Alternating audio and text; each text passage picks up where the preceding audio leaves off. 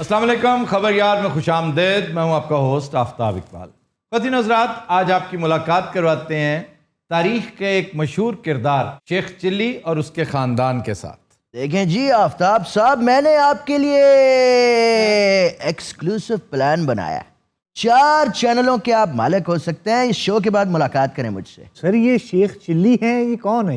ये एक अजीब सा कैरेक्टर है जिसके अंदर एट अ टाइम थोड़ा सा शेख रशीद पिंडी वाला, हाँ जी शेख रशीद 2 हैं वैसे बाय द जी वे। जी जी एक लेजेंडरी कैरेक्टर पीपल्स पार्टी के साथ। पीपल्स पार्टी का from Lahore, one of the best politicians Pakistan has ever produced. और एक ये शेख रशीद है। शेख रशीद भी कोई ऐसे बुरे कैरेक्टर नहीं है, आजकल जरा डिफ्यूज हुए हैं।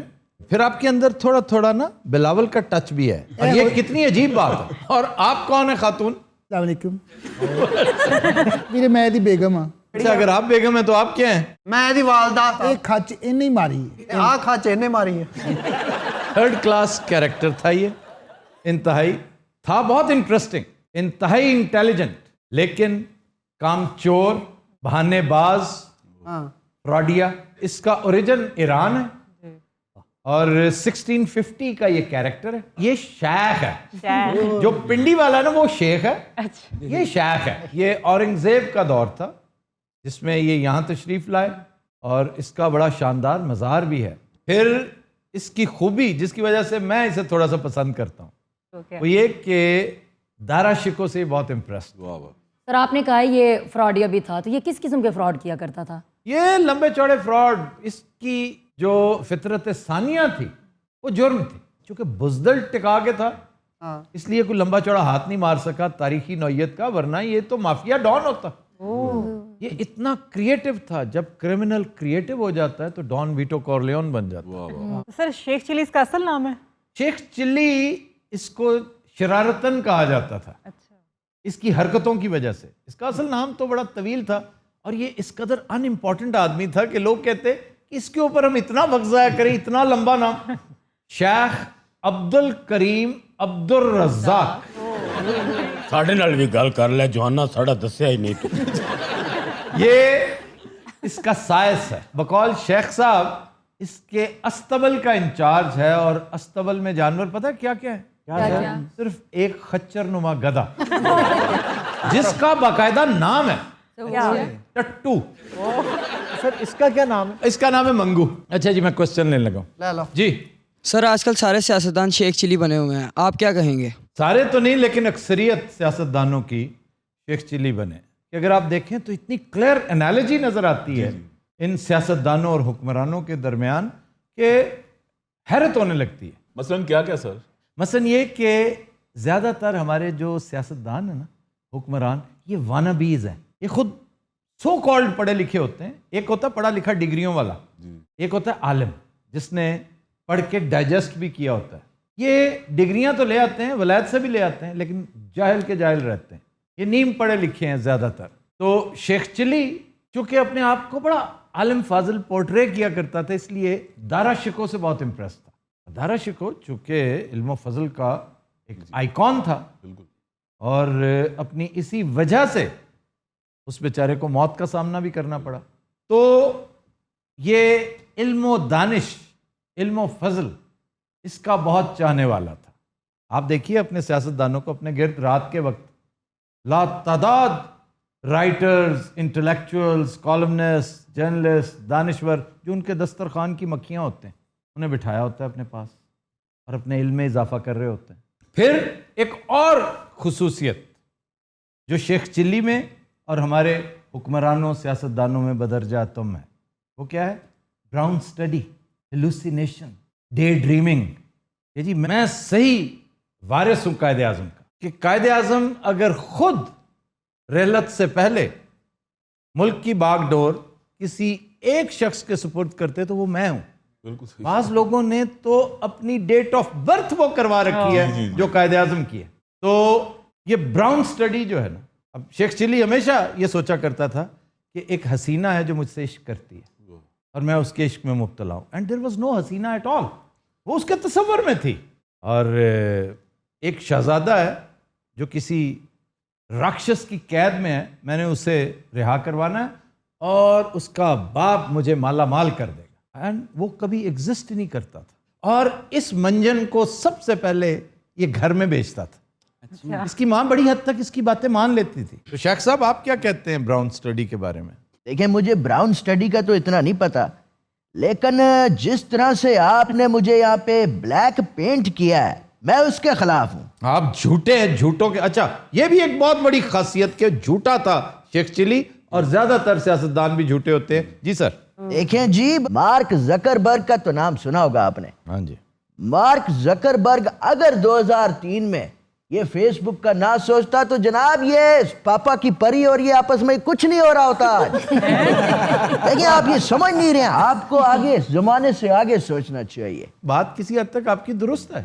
ये वो लोग हैं जो बड़ी खूबसूरत बात करते हैं कि ख्वाब वो नहीं होते जो आप सोते में देखते हैं, ख्वाब वो है जो आपको सोने न दे। तो ये वो लोग हैं। अच्छा जी, आप मेरे पीछे पड़ ही गए हैं, तो फिर और कुछ मेरे बारे में जो है वो लोगों को बताएं। सर, दुकानदारों से उधार ले ले किसने बुरा हाल किया हुआ था अपना। ये एक इजाफी खूबी थी जो इससे बहुत करीब लाती है हमारे सियासतदानों के, कि उधार लेने का शगफ था इसे। इसको कोई सीधा सीधा पैसे दे रहा होता तो शायद इसकी ये मतलब ये है फितरत सानिया जी, ये कहता नहीं मुझे इसकी जरूरत नहीं है, तुम पैसे मुझे उधार दो, मुझे उधार लेने में मजा आता है। पता है क्यों? क्यों? उधार में एक तो ये कि आपको इजी मनी मिल जाता है, दूसरा वापसी के वक्त ये 2 नंबरी करता है। कहते हैं कि जब वापसी होती तो 4 रजिस्टर खुलते कि शेख चिली के नाम कितने पैसे हैं, वो कहता है इतने हैं और शोर मचाता है। इस जैसा बंदा फिर शोर बहुत मचाता है। जी जी। अच्छा। और काजी को अपने साथ मिलाने की कोशिश करता, और ये इसका प्रोफेशन था। जिस तरह डोनाल्ड ट्रंप एक बिजनेस खड़ा करता, ढेर सारा कर्जा लेता और एकदम बैंकरप्सी फाइल करता जी मैं तो बैंकरप्ट हो गया। तो हमारे हुक्मरान क्या करते हैं? कर्जा लेते हैं। वो कर्जा लेते हैं और उनकी करप्शन ये है कि उस कर्जे को शो करते हैं कि इन प्रोजेक्ट्स पे हमने लगा दिया है, खजाने में नहीं पड़ा।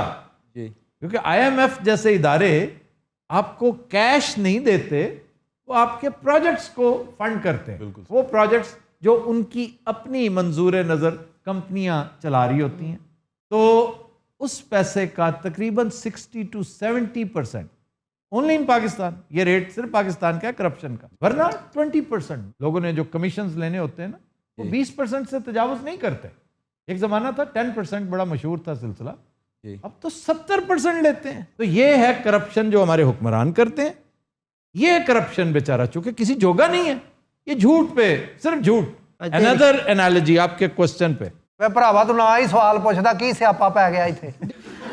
1.5 ਘੰਟਾ ਉਹ ਭਾਈ ਨੇ ਜਵਾਬ ਤੇ ਲਾਤਾ। खुदा दा वास्ता साढ़े नाल गल करो कोई। अच्छा जी, शेख चिली के उन्वान से बड़ी मशहूर फिल्में बन चुकी हाँ हैं। जी।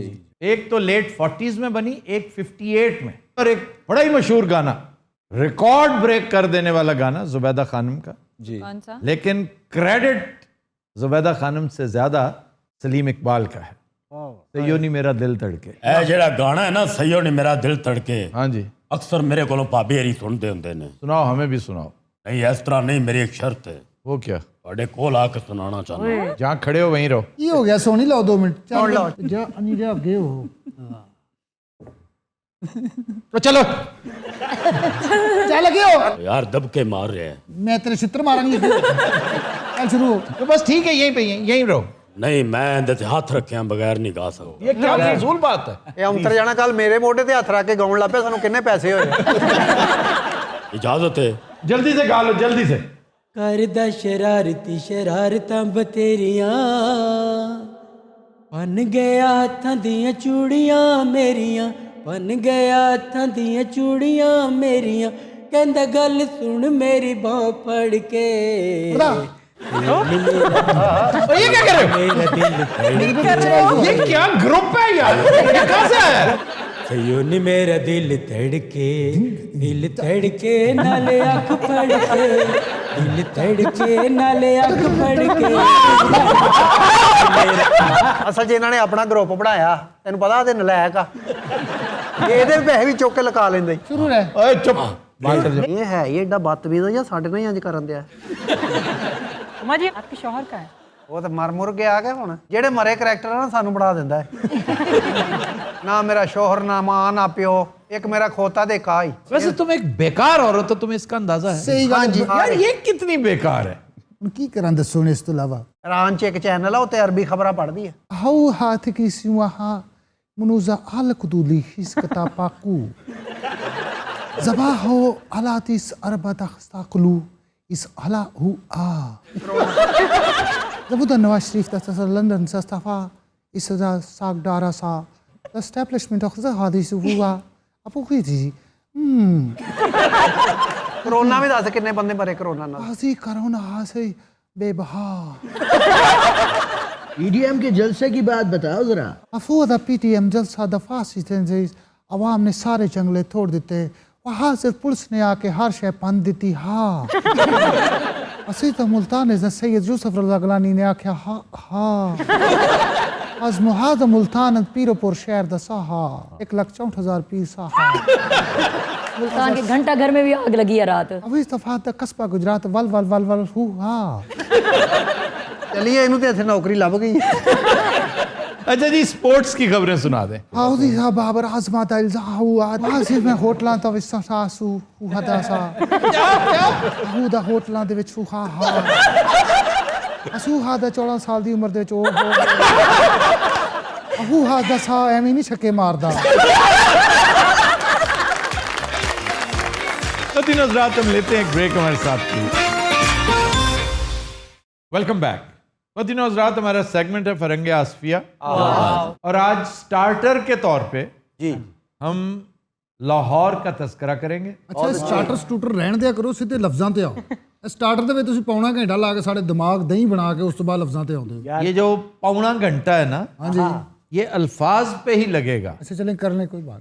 अब लाहौर के दरवाजे कितने हैं पता है तुम्हें? 12 कौन कौन से हैं? सारे बताने। मोची दरवाजा, अच्छा भाटी गेट, द्वारी गेट, मस्ती गेट, भाटी गेट को भाटी गेट क्यों कहते हैं, जरा ये बताओ। ਉਹ ਸਰ ਮੈਂ ਉੱਥੇ ਦਾ ਜੰਪ ਵਾਲੇ ਤੁਸੀਂ ਮੈਨੂੰ इसीलिए तो पूछ रहा हूं।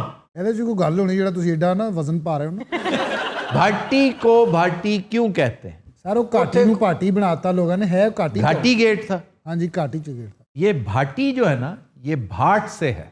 भाट कहते हैं जो शायर अदीब लोग होते हैं जिनका प्रोफेशन ही यही है कि हुक्मरानों के बारे में, रऊसा और उमरा की शान में कसीदे लिखे। वाह वाह वो कसीदा गो होते हैं, प्रोफेशनल कसीदा गो। ये चूंकि आम तौर पे कसीदा गा के पेश किया करते थे, तो गायकी का ताल्लुक भी इसके साथ हो गया। है ना जी मैं करना तो इसलिए अगर आप वहां का जंपल है ना, तो फिर कोई ना कोई वजह तो होगी। मोची दरवाजा, ਉੱਥੇ ਮੋਚੀ ਬੰਦੇ ਹੋਣਗੇ ਕਾਫੀ।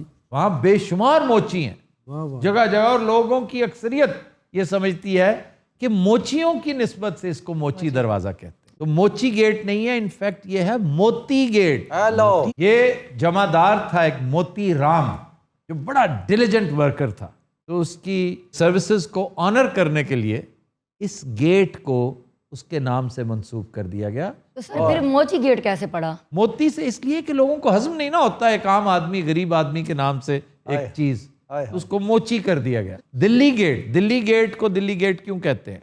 ਦਿੱਲੀ ਵੱਲ ਨੂੰ ਜਾਂਦਾ ਹੋਏਗਾ ਰਸਤਾ। उसका रुख दिल्ली की तरफ है। आप अगर काबा जाते हैं तो उसके 4 रुकन हैं।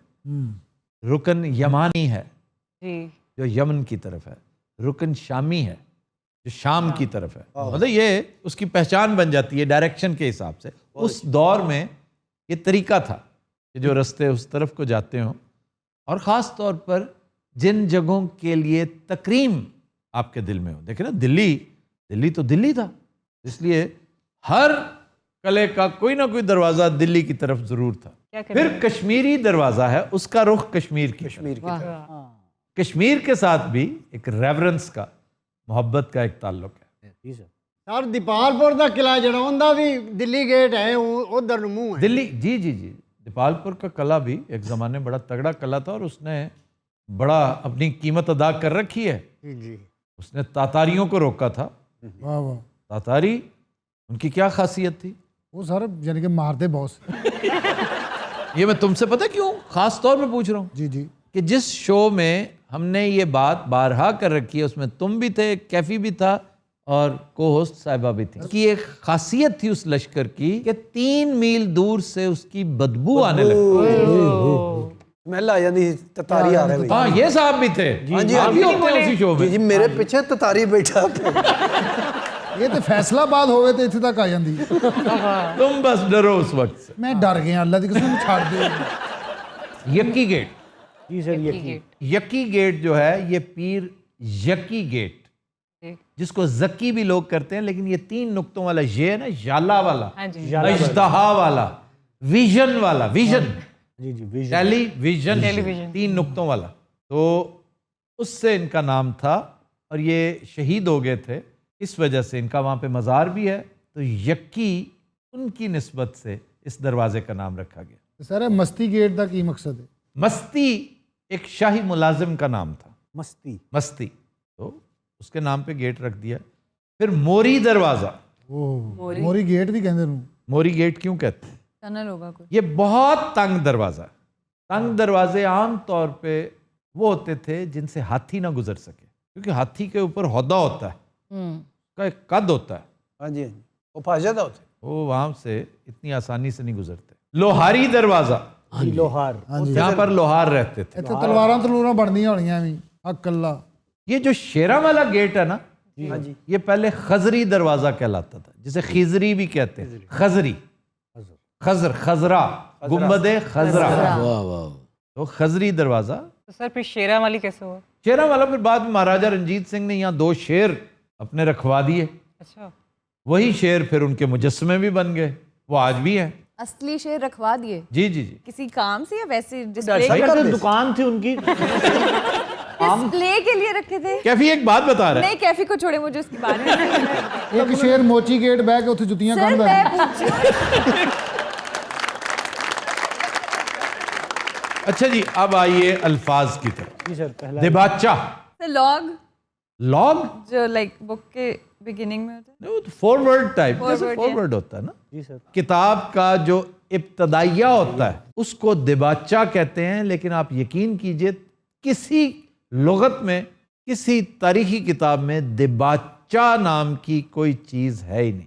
ये था दिबाजा, दिबाजा, दिबाजा। दिबाजा। ये कहते हैं कि रेशम का एक टुकड़ा, एक रेशमी कपड़ा घरों के बाहर खूबसूरती के लिए लगाया जाता था। ये दिबाजे वाला घर, क्योंकि आम बंदा तो अफोर्ड ही नहीं कर सकता था। रेशम वॉज एन एक्सपेंसिव कमोडिटी। तो दीबा, दीबा, दीबा का क्या मतलब है? खूबसूरत दीबा इज रेशम। दीबा, दीपा बेगम।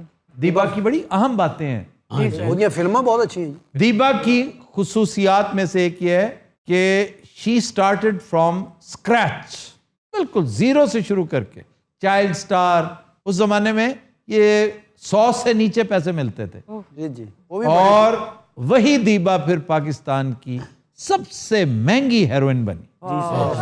फिर इनकी एक खुसूसियत यह है कि जब इंडिया से हिजरत करके पाकिस्तान आए तो इनकी वालदा गुम गई, पता ही नहीं चला किधर गई। ओए होए तो ये यहाँ आके जब शोहरत के मंजिलें तय करते करते कहाँ से कहाँ पहुँच गई, तो इन्हें खबर मिली कि इनकी वालदा ईस्ट पाकिस्तान में है और काफ़ी कस्मापुरसी के हालात में। ओए अब इन्होंने बड़ी कोशिश की, लेकिन कोई सबील नहीं निकल रही थी कि ये वहाँ जाती हैं। उन्होंने कहा कैसे जाके क्या करोगी, कोई छोटा मुल्क है, कैसे तलाश करोगी। उस दौर में भी 10 करोड़ आबादी थी। तो फिर एक फिल्म आ गई रहमान की। रहमान एक अच्छा शक्ल प्यारा फनकार था। उसका एक्सीडेंट हो गया, जीप का टांग उसने बाहर रखी थी एक स्टाइल के तौर पे, कोई चीज़ सामने से आई, उसने टांग क्रश कर दी, तो ही लॉस्ट हिज लेग। तो लेकिन वो एक्टर भी अच्छा था, खुश शक्ल भी था, उसके अंदर अदाकारी के जौहर भी खूब थे, बंगाली था। उसने एक फिल्म बनाई मिलन, जिसमें कोई तैयार ही नहीं हुआ उसके साथ करने को, क्योंकि वो गरीब आदमी था, सब कुछ लूज कर चुका था। तो दीबा ने 1 रुपया लेकर ये फिल्म साइन की थी, I will do it for free. 1 रुपया लेकर, और मैडम नूरजहां ने 1 रुपया लेकर इसके गाने गाए, और ऐसे ऐसे गाने कि जिन्हें शोहरत दवाम मिली। देखे ना फिर अल्लाह ताला कैसे नवाजता है। ये उस फिल्म की शूटिंग के लिए ईस्ट पाकिस्तान चली गई, and she found her mother. फिर एक और खुसूसियत दीबा की, अच्छा जी, वो क्या सर कि वेरी अनलाइक अदर हेरोइन्स, इन्होंने किसी प्रोड्यूसर के साथ शादी नहीं की, जी सर इन्होंने किसी सेठ के साथ शादी नहीं की, फिर इन्होंने किसी हीरो के साथ शादी नहीं की, एक कैमरामैन नईम रिजवी, क्या बात। और आखिर तक शादी निभाई। चंद साल पहले रिजवी साहब की डेथ हुई। देखें, फिल्म में उस वक्त खुदा हाफिज का जब प्राइम टाइम था आपका, और उनके बच्चे आज ड्रामे पे छाए हुए। मुझे तो अब पता चला रिसेंटली, जी सर, मदिहा रिजवी। मदिहा रिजवी पता है किसकी बेगम है? जी सर। नाज साहब थे ना, रशीद नाज। रशीद नाज, बेटे के साथ। केपी के बहुत अच्छे एक्टर, जी उनके बेटे की बेगम है मदिहा, जो दीबा की बेटी, और बेटा भी एक्टर है। बेटा भी है। हाँ जी। तो अब वापस आ जाए दिबाजा पे। लेकिन इसी बहाने सर, क्या हमने गए वक्तों की एक हेरोइन को याद सर किया। बहुत आला, बहुत आला, जबरदस्त। अच्छा जी, सरपरस्त आला अच्छा ये सिर्फ लफ्ज करना है, एटमोलॉजी च नहीं पैना। क्या मतलब? ਹੁਣ ਕਿਸੇ ਹੀਰੋ ਨੂੰ ਨਾ ਫੜ ਲੈਣਾ। नहीं, मैं एक सियासतदान को पकड़ूंगा। ਲੈ ओ भाई, सरपरस्त क्या होता है? सरपरस्त होता है गाइड करने वाला। सरपरस्ती करने वाला। परस्तिश करने वालों का हेड, खादमे आला।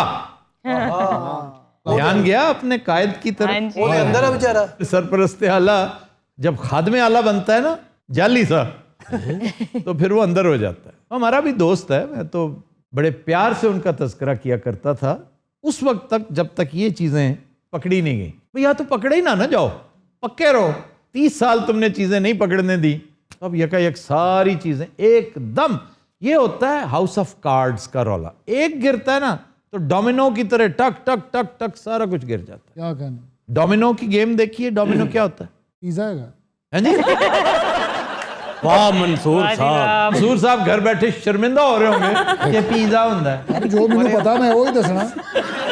एक ईंट रख दो, अच्छा जी। उसी साइज की 50 ईंटें, 100 ईंटें, 200, 1000 ईंटें रख दो, हाय हाय। एक ईंट को गिरा दो, टक टक टक टक टक। समझ गया मैं, गीटियां टैब है। गीटियां टैब, इसको डोमिनो इफेक्ट कहते हैं। ये गेम है डोमिनो। बहरहाल चूंकि तुमने जिक्र कर दिया है तो इसलिए मैं बता रहा हूं कि लाहौर में इस वक्त नंबर 1 पिज्जा डोमिनो ही है। जलाल सन्स भी गुजारा अच्छा करता है। क्यों सर, जलाल सन्स का स्टैंडर्ड गिर गया?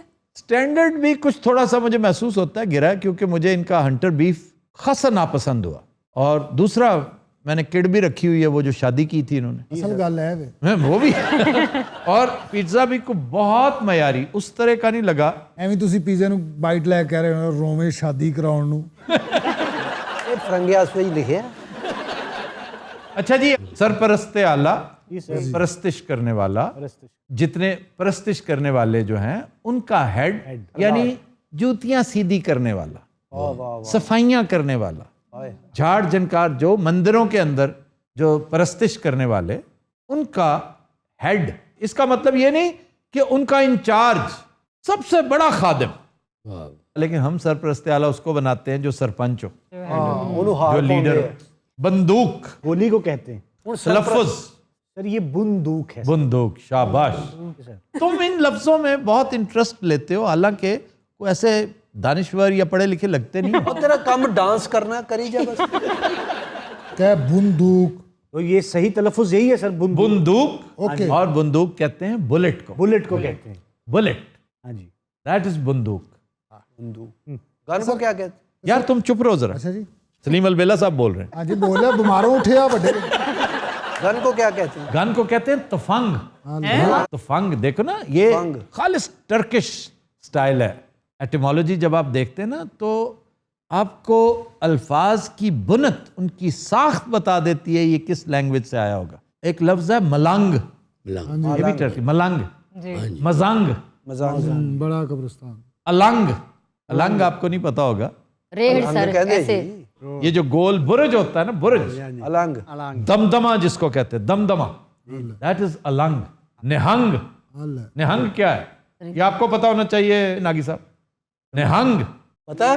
मगरमच्छ। अच्छा, निहंग, निहंग, खंग।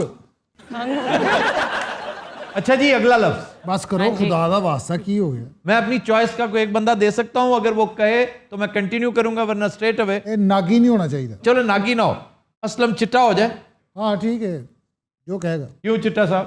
जी मैं सुनना चाहता हूँ। अच्छा मैंने आज समझ आई भी साढ़े खिलाफ इन्हें इस्तेमाल कितने होना। इकबाल जुर्म, सारा कुछ मान लेना। ਅਸੀਂ ਕਰ ਲਿਆ ਜੀ। वो कबूल जुर्म होता है, हेलो, ये गलत उलाम है। अच्छा जी।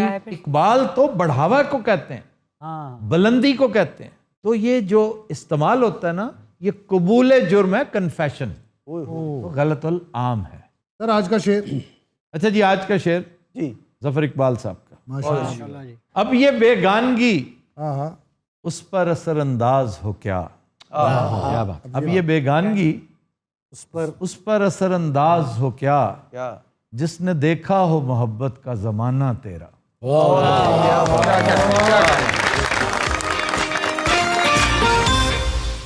वेलकम बैक जी डॉक्टर रूबा। खबर है कि दामाद को सलामी में कलाशनकोफ देने वाली सास मंजरे आम पर आ गई। ਇਹ ਕੀ ਬੁਲਨ ਦੇਵੀ ਦੇ ਘਰ ਵਿਆਹ ਹੋਇਆ ਦਾ ਮਰੇ ਗਨ ਦਿੱਤੀ ਤੂੰ ਮੁੰਡੇ ਨੂੰ ਮੋਟਰਸਾਈਕਲ ਦੇ ਨੂੰ ਅੱਛੀ ਜੀ ਅੰਗੂਠੀ ਪਾ ਕੋ ਰਾਡੋ ਦੀ ਘੜੀ ਪਾ गाड़ी ले दें। घड़ी, अंगूठी, ये तो हर दूल्हे को, इवन तुम्हें भी मिली होगी। सारा कुछ जारी कल दूल्हा आपको पता फिर। तो लेकिन जो गाड़ी शाड़ी है ना, ये इसराफ है, अच्छा ये गैर जरूरी है। बल्कि अच्छे और दलेर दूल्हे को गाड़ी लेनी नहीं चाहिए। ਗਨ ਦੇਣੀ ਚਾਹੀਦੀ। गन जो है ना, इसके बारे में दो राय हैं। गन देने के तो मैं हक में हूं कि गन जरूर दें, लेकिन ये गन नहीं। जिस तरह हर सच बोलने के लिए नहीं ना होता, हर गन देने के लिए, लेने के लिए, शो करने के लिए, ब्रांडिश करने के लिए नहीं होती। उसकी एक वजह है। क्या वजह है? ये प्रोहिबिटेड बोर की गन है, इसकी इजाजत नहीं है। आप 12 बोर दें गन, जो घरों में आम रखने की होती है। अगर आपने दाफे बलैयात के तौर पे ही दी है तो बड़ी शानदार डिफेंडर है 12 बोर, वो दें जिसकी इजाजत सरकार देती है आपको, लेकिन प्रोहिबिटेड असला नहीं। ये बाकायदा जिल्लत है। और मुझे इस बात की बड़ी खुशी होती है कि अब पब्लिक की तरफ से डिसअप्रूवल आने लगा है। तो सर अब इसकी इन्वेस्टिगेशन होगी? जरूर होगी। एक दफा हमारे दोस्त, हमारे प्यारे दोस्त एजाजुल हक भी धर लिए गए थे केस में। उन्होंने भी ब्रांडिश की थी क्लैशनिकोफ। अब वो प्रोहिबिटेड बोर थी उस वक्त भी, तो इन्होंने कह दिया अदालत में कि जनाब वो नकली गन थी, असली नहीं थी। मैं खेल रहा था, मैं उसके साथ खेल रहा था, मैं चुन्ना मुन्ना चुके हूँ, इसलिए मैं खेल रहा था। तो फिर उसने जन पे यकीन करते हुए उन्होंने कहा जी ठीक है। अदरवाइज उसका वकील कहता अदालत से जी आप प्रूव करें कि वो असली थी। ये तो पुलिस की नाअहली थी ना, कि ना असली गन ली गई, ना फिंगरप्रिंट्स लिए गए। तो कानून में जो सुकम होता है, वकील उसी पर बात करता है। तो इसलिए अब इसमें क्या सुकम है, ज्यादा ये कह सकते हैं ये नकली थी, तो नकली थी तो उसकी मैचिंग फिर करवाइए, क्योंकि इसकी मैचिंग करना काफी मुश्किल होगा। अच्छा, इसी केस में हमारे शेख रशीद साहब भी धर लिए गए थे। अच्छा जी। ये ब्रांडिश करने पे, उसकी नुमाइश करने पे, इनके पास भी क्लैशनिकोफ थी। इन्होंने झूठ बोले? नहीं, ये फिर 3 साल कैद काटी इन्होंने। इन्होंने कोई बयान अल्फी, कोई ऐसी चीज नहीं कि जी ठीक है देखी जाएगी। मेरे पास थी और मैं झूठ नहीं बोलता। और 3 साल जेल काटी। इनाम के तौर पे इन्हें फर्जंदे पाकिस्तान अता होगी। किताब ऐसी है जो शेख रशीद के बाद भी जिंदा रहेगी। इंटरेस्टिंग किताब है। सर जे फैमिली फड़ी जावे इन्हू की मशवरा दोगे? इग्नोरेंस ऑफ लॉ, वैसे तो it is no excuse, yes, लेकिन अगर आप में नदामत है कि आप गलत असला दे बैठी, तो फिर एक काम करें। अब मैं ये, अल्लाह मुझे माफ करे, मैं वैसे ही कह रहा हूं कि अगर नागजीर हो कोई सजा से बचना, तो आप उसकी स्लिंग उतार लें। ये जी स्लिंग की होता स्लिंग, उसका पटा जो कंधे के साथ लटकाते हैं ना, स्लिंग उतार लें, क्योंकि उस तस्वीर में, उस वीडियो में जो सबसे प्रोमिनेंट है, जिसे पहचाना जा सके, वो स्लिंग है। स्लिंग उतार कर आप किसी और गन को लगा दें। और ये प्रोग्राम भी पुलिस वाले तो देख नहीं रहे। जिद्दन दी ਉਹਨੂੰ ਕਲਾਸ਼ਨਕੋਪ ਦਿੱਤੀ ਮਾਂ ਨਾ ਤੰਬੂ ਵਾਲਾ ਪੈਸੇ ਲੈ ਰਿਹਾ ਉਹਦੇ ਕੋਲ, ਨਾ ਦੇਗਾਂ ਵਾਲਾ, ਬਾਜਿਆਂ ਵਾਲੇ ਨੇ ਵੀ ਪੈਸੇ ਮੋੜਦੇ ਉਹਨੂੰ ਕਹਾ ਭਾਜੀ ਆ ਲਓ ਰੱਖੋ ਤੁਸੀਂ। और ऐन मुमकिन है कि ये गन क्लैशनिकोफ हो ही ना। ਇਹ ਕੀ ਸੀ, ਵਾਜਾ ਸੀਗਾ? आजकल ना ये 12 बोर बिल्कुल क्लैशनिकोफ की शक्ल की आई हुई है। तो 12 बोर तो आम गन है, डिफेंडर है, ठीक है जी आपने दे दी, बड़ी अच्छी बात है।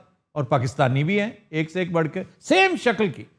अलबत्ता अगर वो क्लैशनिकोफ थी और आपको पता नहीं था, आपने शर्मिंदगी का इजहार किया, नदामत महसूस की, और अब आपने इससे बचना भी है स्कैंडल से, तो फिर उसका नुस्खा कीमिया मैंने बता दिया। आपने रखी हुई गन अपने पास? ਮੈਂ ਪਿਸਟਲ ਲਿਆ ਸੀ, ਮੈਂ ਫਿਰ ਸੁੱਟ ਦਿੱਤਾ। ਮੈਂ ਕਿਹਾ ਮੈਨੂੰ ਨਹੀਂ ਚਾਹੀਦਾ। वो इनू सर्दियां ही ठंडा लगा रहने जनाब लाइसेंस खुले ने पंजाब विच, मैं 32 बोर दा लाइसेंस भी बनवाना है। बत्ती का कौन बनवाता है? तू आप बड़ा वड्डा बोर है छड़ दे। ये ममनुआ बोर है, सही ममनुआ बोर ये है। नहीं सर, फिर केड़ी लवां? 9mm ले लो, बहुत आम है आजकल। पर उनकी गोली ब्रेक जी हुंदी है। सब तो मोटा बोर केड़ा है? तुम हो। तुम 45 मैग्नम ले लेना, जो मर्जी ले लेना, आप चुप हो जाओ। लाइसेंस नहीं मेरा बनदा भाजी, पिया, इनू वरना ले मैं बड़ी देर दी गन ले लेनी सी। मेरा मशवरा आपको मत लें, आप गन को हैंडल नहीं कर सकेंगे। पहले कभी हैंडलिंग की हुई है? हाँ जी, मैंने फिल्मों में क्लाशन को बकायदा ऐसे चलाई है। चलाई और उसकी ट्रेनिंग ली है, फिल्मी दुनिया से बाहर निकले। असला बहुत खतरनाक चीज़ है, ऑटोमोबाइल्स बहुत खतरनाक चीज़ है। फिल्मों में हेयर पेन लगाना और बात है, रियल लाइफ में लगाएंगे बहुत खतरनाक नताइज का सामना कर। सर हेयर पिन की मतलब? गाड़ी को टर्न करते हुए जब चक्कर दिलाना है फुल स्पीड पे, गाड़ी यूं कर जाए, इसको हेयर पेन कहते हैं। सर इसकी गाड़ी बड़ी है, मेरी छोटी है, वो घूम जाएगी। वो तो लट्टू की तरह भी घूम जाएगी हाथ के साथ। वो कई बार गलत जा रहा होना, ट्रैफिक वाले ने फड़ के इंज कर दी चालू। सर मैंने बड़ी फिल्में की और काफ़ी फिल्मों में फाइट भी की है ठीक ठाक। वाह वाह रंगीला साहब, आपने कितनी फिल्मों में मुक्के खाए? ਤੁਹਾਡਾ ਫੀ ਮੁੱਕਾ ਮੁੱਕਿਆ ਹੁੰਦਾ ਐਵੇਂ 60 ਰੁਪਏ ਕਸੂਨ ਖਾ। पिछले साल तमिलनाडु में एक शादी हुई। अच्छा जी। तो पता है गिफ्ट के तौर पे क्या दिया गया? क्या ये देखो ना कैसे इमेजिनेटिव लोग हैं कि सलामी के तौर पे उन्होंने दूल्हे को प्याज दिए। प्याज, तो इसका मतलब कि प्याज इंतहाई स्केर्स थे उन दिनों में। मैं कहा, जनाब हम आपके लिए देखें ना, हमारा शौक देखें कि आपके लिए प्याज लेकर आए। और ਵੇਚ ਰਿਹਾ ਰੇੜੀ ਤੇ ਲਾ ਕੇ ਉਹ ਚਿੱਟੇ ਦਾ ਵਿਆਹ ਜਦੋਂ ਹੋਇਆ ਇਹਦੇ ਸਹੁਰਿਆਂ ਨੇ ਇੰਨਾ ਸਾਬਣ ਦਿੱਤਾ। और ये साला बेच के आ गया, इन्हें पता नहीं क्यों देता।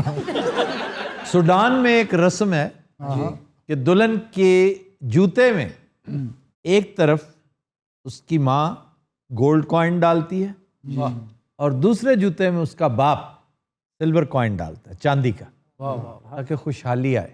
यार केड़ी कौम सी जिन्हां दे इत्थे सोने दे सिक्के रख के दफनांदे सी? गोल्ड की पूरी माइन साथ ले जाते होते थे। फेरोज सब्जवारी, वो बहरोज सब्जवारी है बब्बू साहब। फेरो फिरौन को कहते हैं। ਇਹ ਫਰੌਨ ਨੂੰ ਪਿਆਰ ਨਾਲ ਫੈਰੋ ਕਹਿੰਦੇ। अच्छा वैसे सर गन्स जो है बड़ी तरक्की कर गई हैं। ऐसी वैसी तरक्की, ये तो बहुत बड़ा बिजनेस है। इंटरनेशनल मार्केट में इस वक्त ऐसी गन बिक रही है। एक कोरियन गन आई है बड़ी जबरदस्त जी, वो 3 किलोमीटर से बगैर बंदे के गन फिक्स कर दें आप जी, और रिमोट आप उसको कंट्रोल कर सकते हैं। जैसे ये पबजी क्या है, बिल्कुल उसी तरह वो सेंसर उसका आपको पहचानेगा और वो फायर करेगा 3 किलोमीटर तक आपको मार सकता है। और ये साउथ कोरियन वेपन है। रस्ते च नहीं किसी ने बजेगा, वो फायर ही वहां से करेगा जब रस्ते में कोई रुकावट ना हो। वो जो तुम कह रहे हो ना, वो गाइडेड मिसाइल है कि वो रिटर्न ले जाता है, वो और चीज है। ये गन का भी इस्तेमाल भी हुई है। खदशा है, ईरानियन गवर्नमेंट ने कहा है कि ये जो हमारा न्यूक्लियर साइंटिस्ट मरा है ना चंद दिन पहले, जी, इसके ऊपर ऐसे ही वेपन से फायर किया गया। सर बब्बू हुणा ने एक वाजा लिया हुआ 6 किलोमीटर तो बंदा बजावे ना। अच्छा सर मैंने सुना है कि सद्दाम हुसैन जो उसके पास सोने की क्लाशनकोफ थी सर। उसके बेटे के पास गोल्ड प्लेटेड गन्स थी। गोली सर कौन सी? गोली आम गोली पड़ती है। सोने की गोली पैंदी हुई तो हर बंदा आगे आगे खावे। पता लगे 6 तोले की गोली बजी मुंडे उन्हें अस्पताल लै गए, कहता नहीं सराफा बाजार लै गए। वो छोटी सी जो पिस्तौल उसको क्या कहते हैं? पिस्टल उजी होते हैं। उजी छोटे उजी की किस्म पाकिस्तान ने बनाई है। अच्छा, वो जो पूछ रहा है छोटी गन जो है, जो ब्लाउज गन जिसको कहते हैं, जो जेम्स बॉन्ड की गन। यार ये असला तो आम है, बहुत सौ के पास है, ये बहुत सारी गन मेरे पास मौजूद है। भाई कोई रॉकेट लॉन्चर पे कोई जहाज दा पर पिया होवे, यानी पायलट दी वर्दी सांभी होवे किसी दी। नहीं, पायलट की वर्दी तो नहीं, बाजे वाले की तो दिन रात आज के शो का वक्त खत्म हुआ। आपसे मुलाकात होगी इंशाल्लाह कल। इजाजत दीजिए, अल्लाह हाफ़िज़।